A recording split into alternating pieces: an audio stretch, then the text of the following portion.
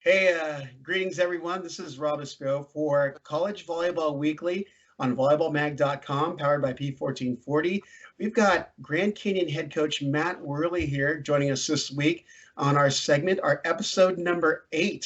And it's yet another exciting week in men's Division 1-2 volleyball. Matt, thanks for joining us here today.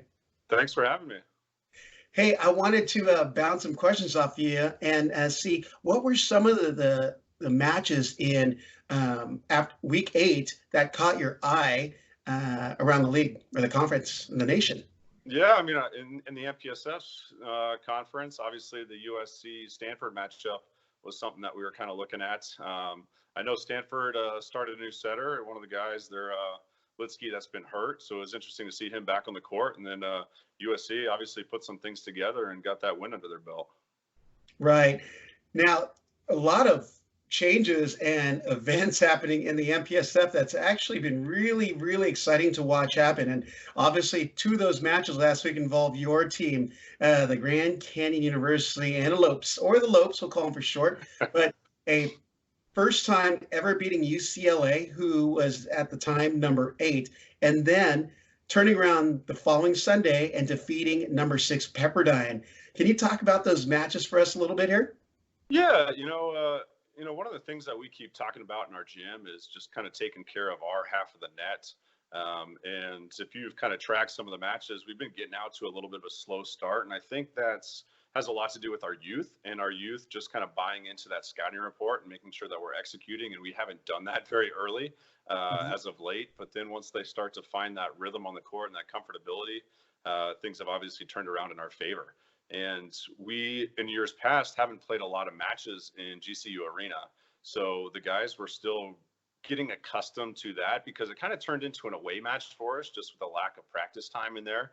We absolutely love Antelope Gym, but we've almost outgrown that to a point, as you can see in our attendance numbers. But yeah, the comfortability on the court for some of these young guys and just that on-court experience, I mean, they're just growing, each and every day, each and every set, and the confidence is building along the way.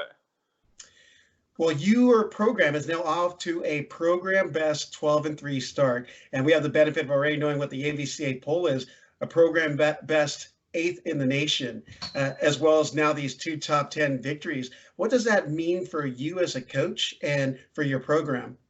No, it has a lot to do with pride, and it's something that I talk about pretty regularly with our guys. Is every time you step on the court, every time you step in the practice gym, whether you're stepping in the classroom, whatever it may be, whenever you exit that current event that you're in, you should be proud of what you did. You should be able to walk out with your chin up. And we believe that we have the talent and we have the IQ on the court that if we're proud when we leave, we should have a W under our belts as well. Now, you've got some pretty remarkable stories and a pretty outstanding core of pin hitters. Can you talk a little bit about the guys you have on offense?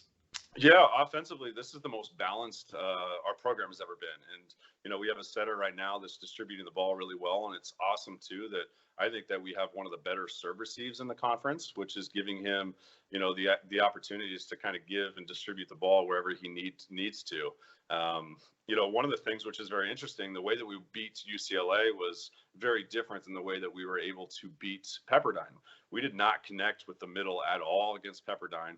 Our service pressure wasn't great, but our pin attackers have just been able to just kind of go off. So you saw Christian and Camden, both against Pepperdine had really nice nights, and not to knock on Pepperdine by any means, but they took huge advantage of an undersized setter. And one of the things that we try to do is make the guys uncomfortable in the gym, and attacking the ball line is one of those things that is tougher to do than just kind of swing deep cross or hit some angles. So we've been emphasizing trying to hit the shots that might put you in a little uncomfortable situation. And they've done a nice job with that. I think having Kyle Thompson back in the middle, who, he's 6'6", 6'7", touches 12 feet, that's a threat right away. And with our serve receive, it's drawing the block, and we're able to just kind of push pin to pin with some tempo and get some one-on-one opportunities. And the guys are really taking advantage of it. Well, particularly, you've got 2 solid left side hitters in Christian Janke and, of course, Camden Gianni. They're just doing things for you that are pulling you through in those tight spots. Can you talk about their play? They're 2 San Diego boys. I'll take, ownership of that one. Those guys just rock. Those San Diego Yeah, guys. yeah, and they're the epitome of what we're, the guys that we're trying to recruit. They were under recruited out of high school and club, and they play with a chip on their shoulder. And every time they go out there, they have something to prove. And it might help that they're just a little bit undersized, and they've had to work a little harder and find ways to score. Christian last year, he was phenomenal and had quite the task, and he handled it very well. There were definitely some freshman mistakes that he made along the way, but now he's attacking a little more intelligently. And Camden, obviously not being able to be on the court last year was very disappointing for us, very hard for him. Can't even imagine what he went through, but he was with us along the way. So he saw Christian and saw what Christian could do. And I think he learned and just kind of had to be a student of the game as opposed to an athlete on the court. And he's really using that to his advantage this year. Well, as you know, we at volleyballmag.com had a chance to interview Camden exactly 1 year after his open heart surgery. But man, what an inspiration for your team. What is that kind of inspiration meant for your entire squad? Yeah, and as we went through it last year, the guys really didn't know the magnitude of the situation. Even us as a staff, we didn't really understand what was going on. We were there with him, by his side, supportive. And then once the guys started to really kind of understand what this program was going to have to deal with and what Camden was going to have to deal with, they were just right by his side. Christian and he were rivals. Camden played at Wave, Christian played at Coast. They played at different high schools. And, one of the matches that I made sure I attended last year was when they played each other, in a high school match. And it's funny to see where they became rivals and now they're best friends just because they were there to support each other, through some of the hardest times. And even what our, senior leadership is doing and how they've brought the guys together. Caleb Blazer, who really, stood out in our USC and our Stanford wins, filled that spot for Kyle Thompson when he was hurt. And a guy like Jack Burton, who's one of our first serving subs off the bench and an outside off the bench for us.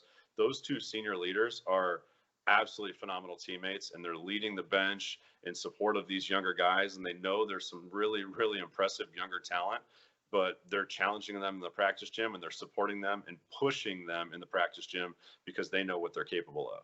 Right. Well, that's all great stuff about your Lobes team this year, and they're definitely making a mark on the MPSF conference. Now, they are standout second right now in the conference behind an undefeated BYU. But was this something that you could have anticipated as a coach that you would be right now? We really try not to look very far Expect ahead. to be. Sorry about that. We try to, and I know Camden mentioned this in his conversation with you, is we have this slideshow mindset, which is we brought a speaker in before the season started, and one of his messages was, hey, when you're down 21-23 in a set, everyone's seen that movie before and they believe they're going to lose. The mindset is, this is going to be tough to come back from. We might lose this, but we're trying to treat that as just a new point.